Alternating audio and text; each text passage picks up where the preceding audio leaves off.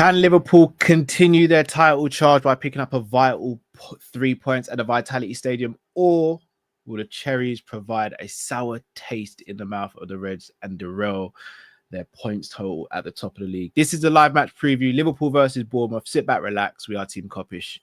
Let's get into it.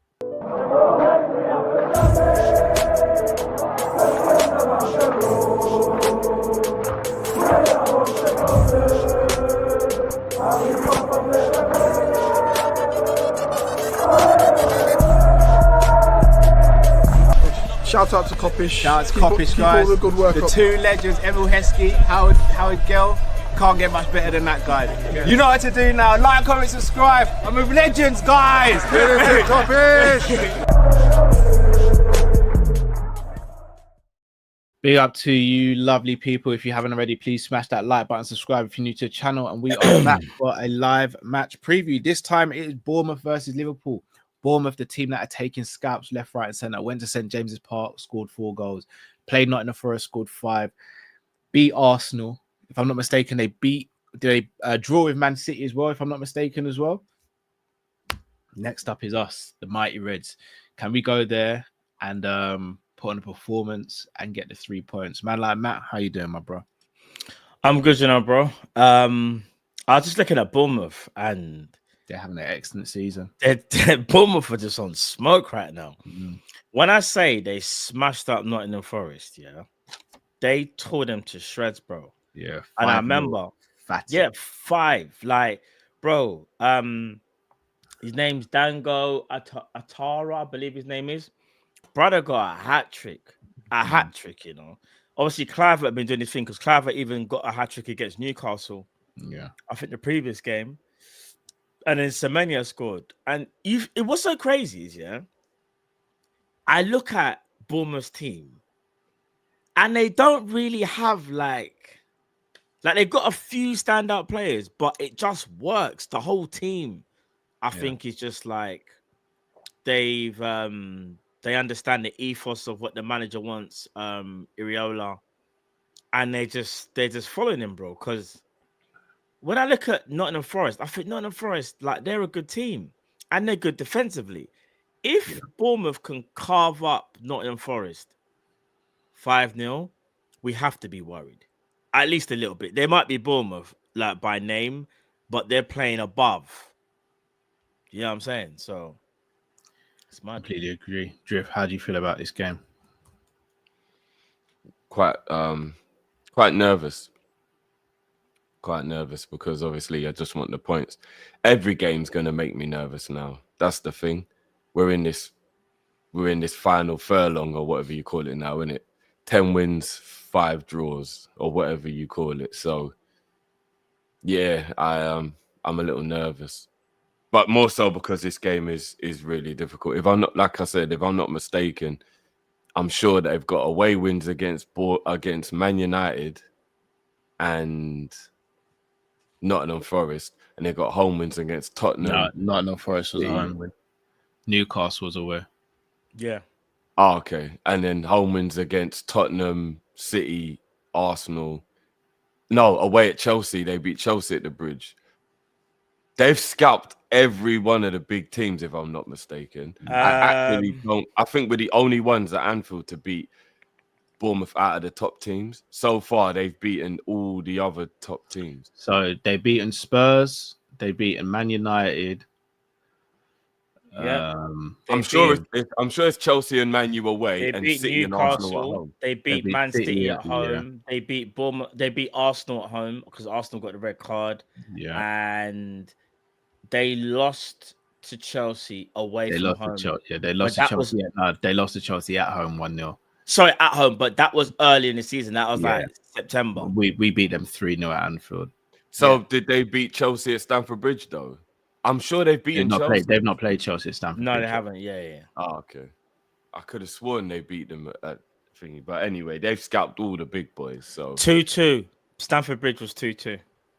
Oh, they did, yeah. Okay. 14th of January. Cole Palmer. I knew they got a result. Yes, I remember that. Yes, 95th minute. I knew they got a result there. Yeah, I'm worried. I'm worried about them. Who are the players you're most worried about from their side, Matt? And why?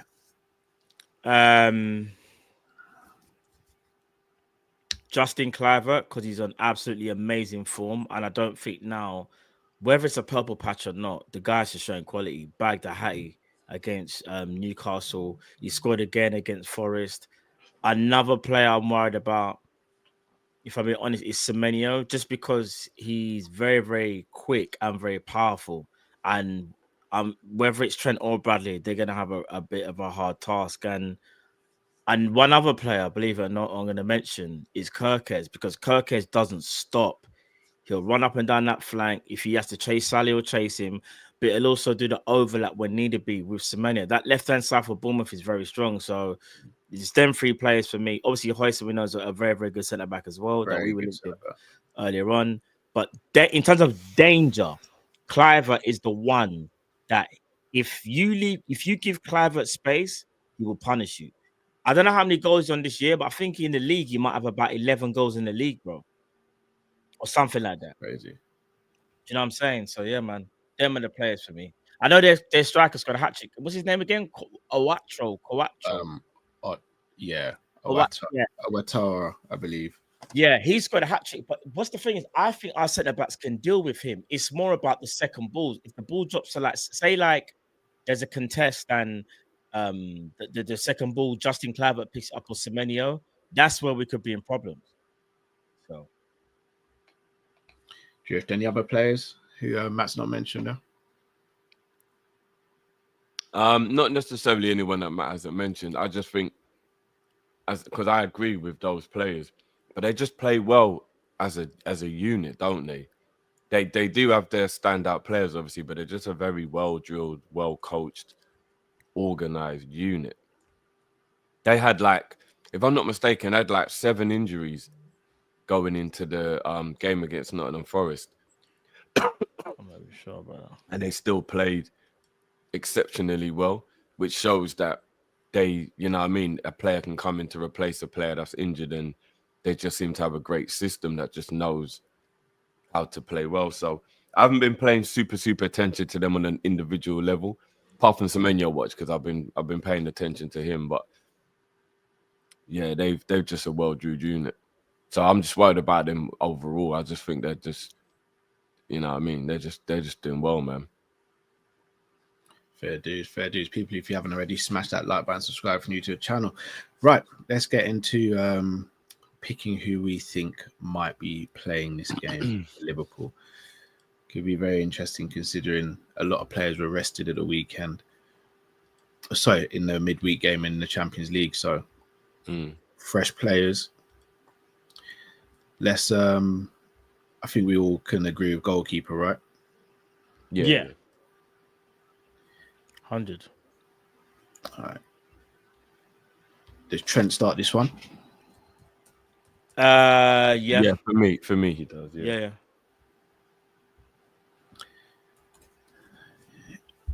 Back four, is it back centre back pairing, is it Ibra and Virgil? Yeah. All right, left back now. Who are you guys starting? I'm starting Tsimikas. Me too. Who do you think Slot will start? Robbo. Tsimikas. I think he starts Robbo. I think he starts Tsimikas, but I think he starts Robbo. Do we presumably grab a Mac in the pivot? 100%.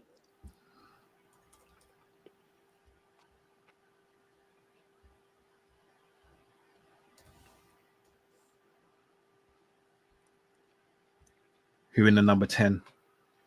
Soba. Yeah.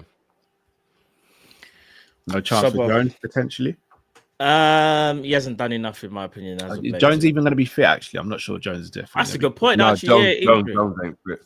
Yeah, and even injury. But Soba's been on form. Yeah, he has been. So right wing picks itself. Yep. So does left, to be honest. Does it though, considering they've been rested? Nah, he's got to go Cody. He has to go Cody left wing. He's the most informed winger out of the two. So I would go Cody. Do you know? Do you know it's going to be interesting though. No, he'll play Cody. He'll play Cody, and I would play Cody as well. It's more about the centre forward role. Let's chop it up. Who is it? Well, all right. So here's the thing: we're away from home, yeah. Bournemouth don't really expansive as well. Yeah, I don't see Bournemouth doing a low block. I don't. They might do a mid block or whatever, but I don't see them parking the bus against us. They're gonna want to get something out of this game. They will still hit us on the counter as well. I will be surprised if he doesn't pick Nunes, but I wouldn't be surprised if he picks Diaz again. You know? Do you know that? I think he'll go Diaz. I would go Nunes. I think he's gonna go Diaz again as well. There'll be space. There'll be space in this game. Not that they're open, like you said. They don't play a low block, but they are a little bit more expansive. They are more attacking unit than, say, a Nottingham Forest. So I think there'll be more space for Nunes to operate. So I would personally go Nunes. I think he'll disrupt their defense more. Even if it means Salah and Gakpo, the ones who get the goals, I just think Nunes will disrupt their defense more. But he'll go Diaz. He's slowly falling in love with this Diaz in the 9. Like, no matter what the situation is, he's falling in love with it more and more slot. So I think in his mind, if Jota's not fit, he'll probably always go Diaz. But I would personally go for Nunes in this one. Is there an argument to say that you start with Diaz and then maybe around the 60th minute, if things aren't going your way, then you bring on Nunes? Yeah. Yeah, you can do that. You definitely can. The thing is, because Nunes was ill. That's actually true. I don't know how bad the illness was. Yeah. If he was ill, I'm gonna say definitely starts Diaz. Yeah, I forgot about that. If he had like a belly upset or something, he'll be all right. But if he's got like a cold or something, he won't be better. So, yeah, it'll probably just be Diaz anyway. So we reckon Diaz will get the nod, yeah? Yeah, Diaz, yeah, because I did forget Nunes missed the game yesterday. When they say illness, I do think they should tell us. You know, like they should say the flu or like, you know what I mean? Just so we know, because you could be ill and be out for a while, or you could be ill and just be out for a day. Do you know what I'm saying? I guess that's more... It's more about the confidentiality. Yeah. Players might just want not want that information. Don't come on the thing and be like, look, he's shitting everywhere, like his belly's all... You know what I mean? Yeah, don't tell us that, but like, do you know what I mean? Like, I don't know. Yeah, it'd be interesting. I think Diaz will get the nod, but if Nunes is fit and able to play, I'd start Nunes. Here's the thing. We're going to be prone to getting countered. We are a possession-based team, and we try, or at least we try to be, at least anyway. Bournemouth at home, don't mess about. They will press us a lot. They are aggressive. Do you see that matchup with Semenyo and Trent as like a really bad matchup? I see Semenyo versus both our fullbacks as a bit of a bad matchup.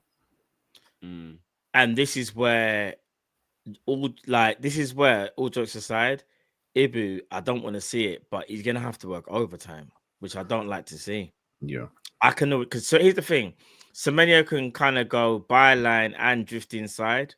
I think Ibu has to be on his P's and Q's because I just see Trent in this particular game here, if he's not careful, could get ripped. Can't even lie, a few times. But Semenyo can do that to a lot of fullbacks, though. He's that quick and that explosive, so could be a problem. Yeah, it's a tough. I worry about Robbo. I do worry about Robbo. He struggled this season when he comes up against athletic wingers. Who's on the other side for them? Hold on, who's on the other side for Bournemouth? Who's their other? So they play almost a fluid front three, don't they? Yeah, they're just a very well drilled outfit, Bournemouth, man. I mean, do we take anything? I know it was at Anfield, but do we take anything from the first game in terms of like a blueprint? No, not for me. They hadn't really found their footing at that point. David Brooks is Brooks their other. Brooks is a baller as well.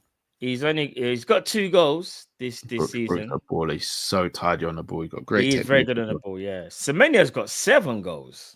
Yeah, Semenya's having a good. Yeah, people and I don't think any of them. I don't think any of those come from the penalty spot either. No, I don't think because Semenya don't take pens. No. So, yeah, do you know what? It sounds crazy. If you told me at the start of the season, would I be worried about going to Bournemouth? I'd have been like, well, no, not really. It's Bournemouth. Like, they're decent, but they're nothing to be scared about. But the truth of the matter is, Bournemouth are having a great season. They're in 7th place. And I think they're one of the surprise teams of the season, in my opinion. Yeah, completely agree. So,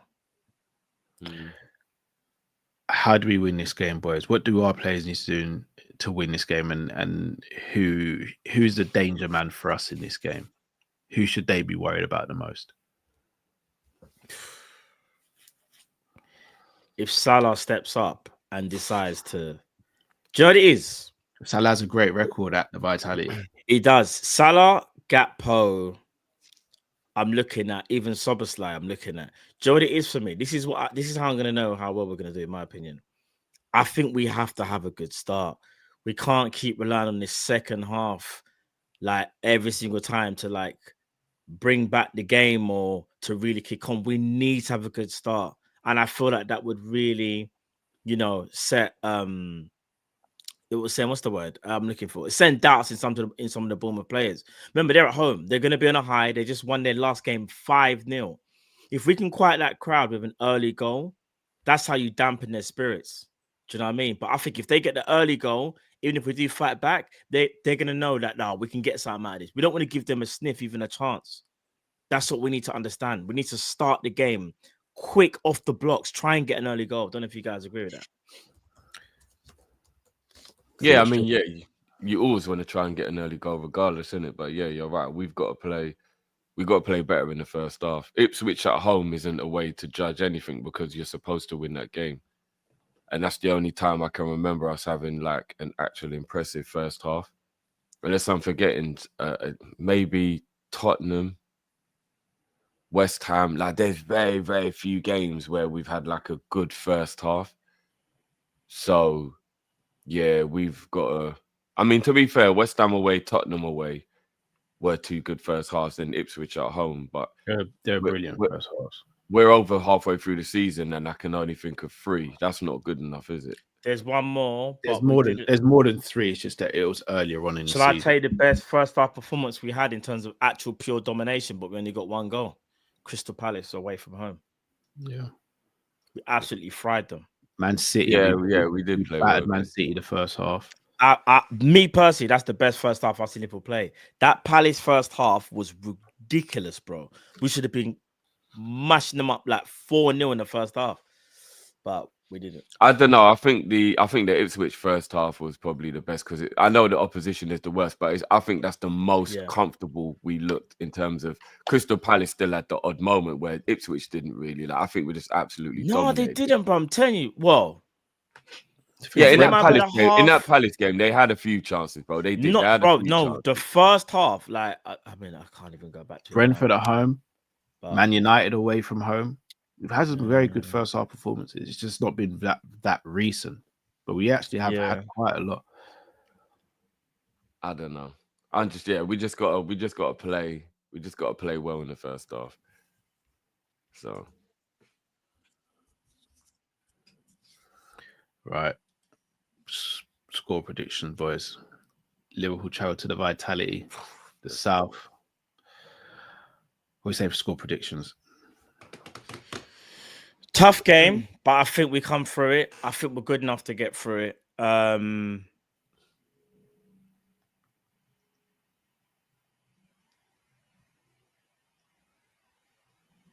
don't want to be a Debbie Downer, but I think 2-2.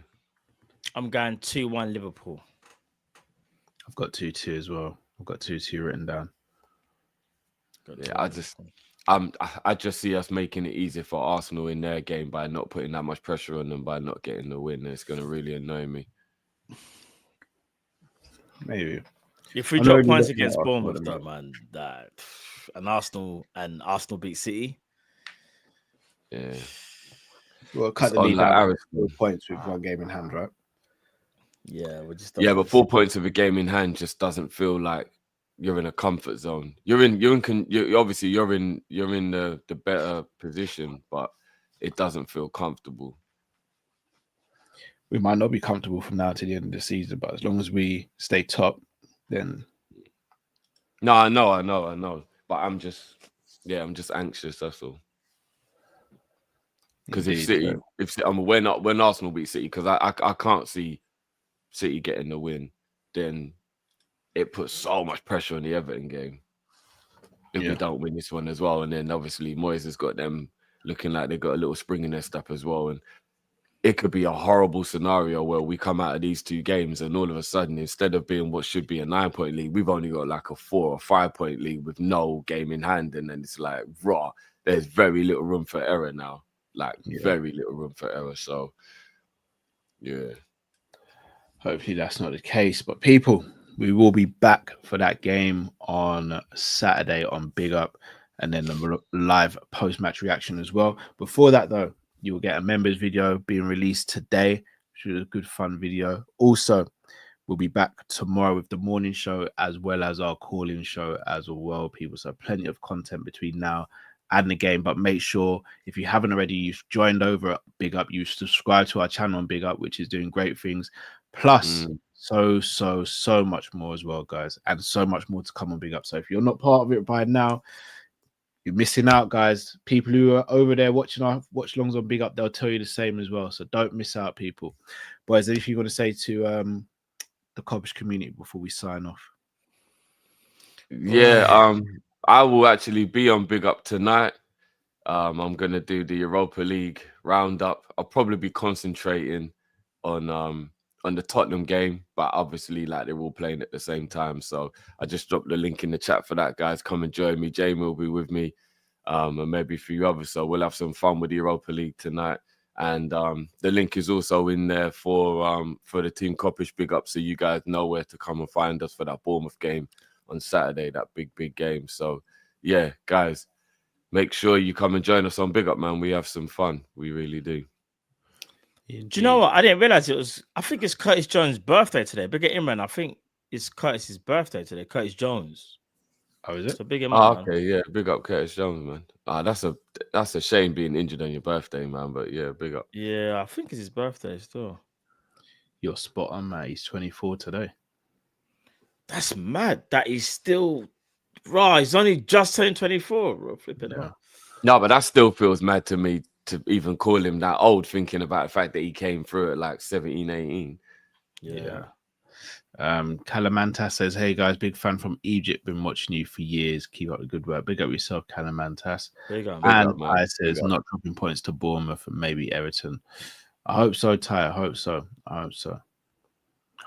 That'd be I just want the 6 points from both, man. If we get 6 points out of the next 2 games, and I kind of start feeling I can let people off the leash. But dropping some points in these games will give encouragement to Arsenal. So yeah. And these next couple of days as well, I can't lie. It's the 30th, 3-4 days left of the window. Clearly, we ain't doing nothing, but Arsenal are. Yeah, man, it's a bit mad still. It's a bit mad. We will see. But people, if you haven't already, smash that like button, subscribe if you're new to the channel. Thank you for watching and listening. Just quickly, people, later on today, I'll be going live on my channel, EAFC. You know what time it is, the grind. We do this thing. So yeah, this afternoon, I don't know what time, maybe in about a couple of hours or so, catch me on my channel, The Matt One Show. We move, people. Trust. Indeed. Big up, everyone. Till we see you next time. Stay safe, stay blessed. We're Kopish from our people. Take care. Love. Peace.